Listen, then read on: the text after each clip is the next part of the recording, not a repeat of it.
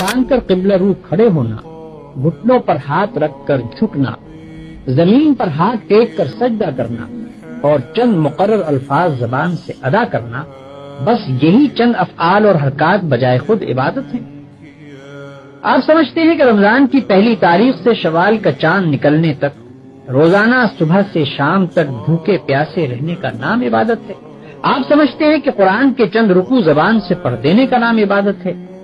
آپ سمجھتے ہیں کہ مکہ معظمہ جا کر کعبے کے گرد طواف کرنے کا نام عبادت ہے؟ غرض آپ نے چند افعال کی ظاہری شکلوں کا نام عبادت رکھ چھوڑا، اور جب کوئی شخص ان شکلوں کے ساتھ ان افعال کو ادا کر دیتا ہے تو آپ خیال کرتے ہیں کہ اس نے خدا کی عبادت کر دی اور اس کی تخلیق کا مقصد پورا ہو گیا، اب وہ اپنی زندگی میں آزاد ہے کہ جو چاہے کرے۔ لیکن اصل حقیقت یہ ہے کہ اللہ نے جس عبادت کے لیے آپ کو پیدا کیا ہے اور جس کا